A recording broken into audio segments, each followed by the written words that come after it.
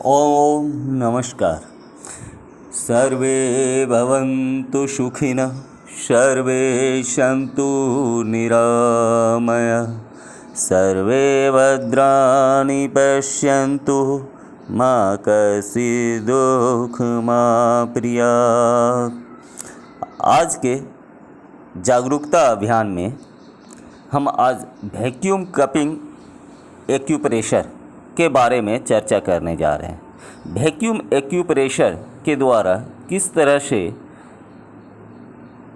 हम alternative medicine का treatment करते हैं, तो उसके बारे में आज हम जानेंगे।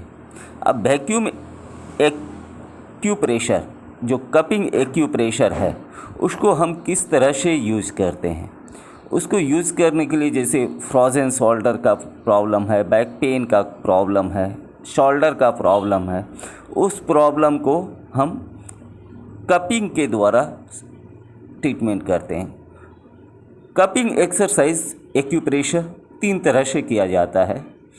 एक ड्राई एक्यूप्रेशर, कपिंग एक्यूप्रेशर, उसके बाद वेट एक्यूप्रेशर जो कपिंग एक्यूप्रेशर होता है, उसके बाद फायर विधि से आप देखेंगे कि इसको लेके उसके बाद आग लगाया जाता है, आग लगा के उसके बाद जो है चिपकाया जाता है, तो ये फायर एक्यूप्रेशर है। तो ड्राई, वेट और फायर विधि के द्वारा हम एक्यूप्रेशर करते हैं।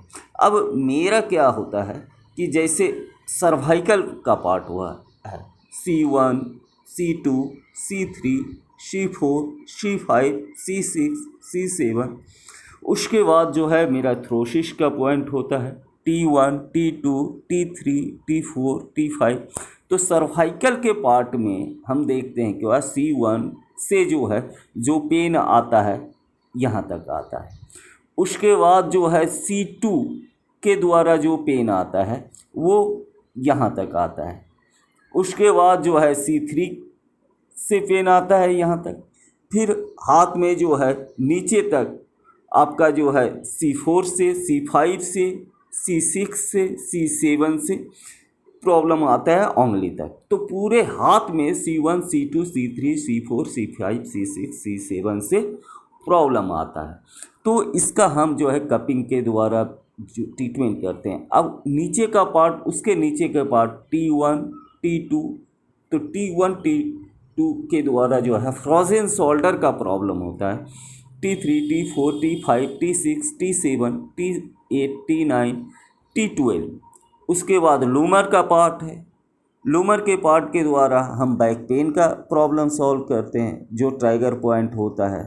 स्केलर का पार्ट होता है, तो उसके द्वारा हम जो है ट्रीटमेंट करते हैं। कैसे हम साइटिका वगैरह का जो है ट्रीटमेंट करते हैं।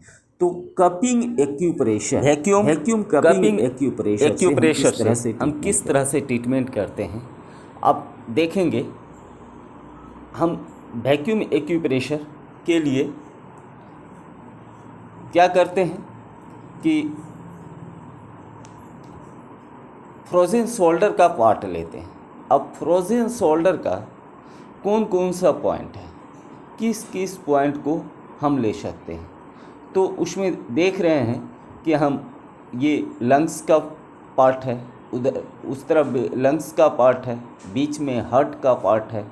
इसी में होता है T1, T2, T3 का पार्ट। उसके बाद जो है लूमर का पार्ट होता है, तो ऊपर सर्वाइकल का पार्ट होता है। तो अब हम जो है किस तरह से frozen shoulder T2, T3, T4, T5, ये थ्रोसिस का पार्ट है, ये लूमर का पार्ट है। उसके बाद जो है स्केलर का पार्ट आता है, ऊपर में आपका जो है सर्वाइकल का पार्ट आता है। तो किस तरह से हम जो है फ्रोज़न शोल्डर का प्रॉब्लम हम सॉल्व करते हैं कपिंग एक्यूप्रेशर के द्वारा। हम कप लेते हैं, कप लेके उसके बाद जो है उसको हम क्या करेंगे, लगाएंगे। ये फर्स्ट फ्रोज़न शोल्डर के लिए जो यूज़ करते हैं। उसके बाद जो है सेकेंड इस पार्ट में जो है हम यूज़ करते हैं, और थर्ड जो है हम उस हाथ के शोल्डर के पास हम लेते हैं।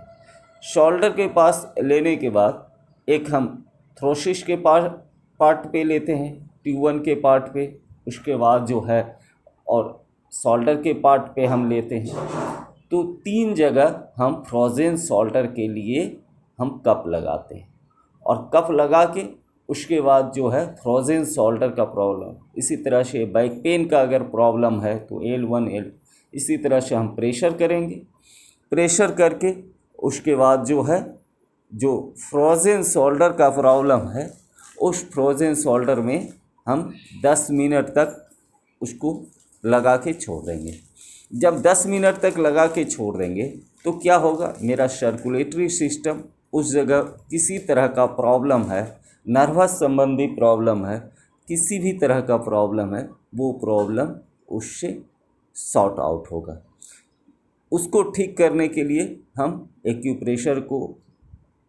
एक्यूप्रेशर दे के कप में उसके बाद छोड़ देते हैं। छोड़ने के बाद जो है 10 मिनट के बाद 15 मिनट के बाद हम उसको निकाल देते हैं।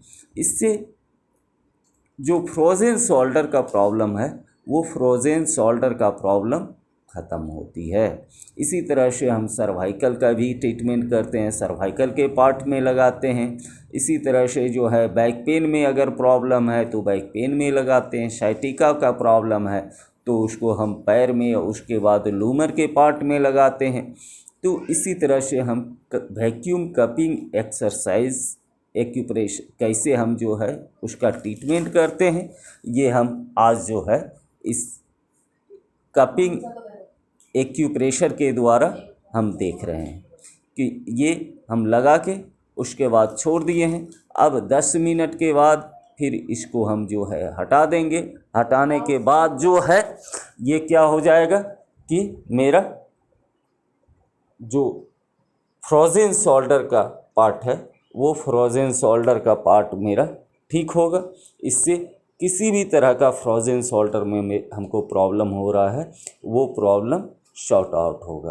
तो इस तरह से हम आज जो है देखें कपिंग एक्यूप्रेशर, कैसे वैक्यूम कपिंग एक्यूप्रेशर हम लगा के करते हैं। नमस्कार।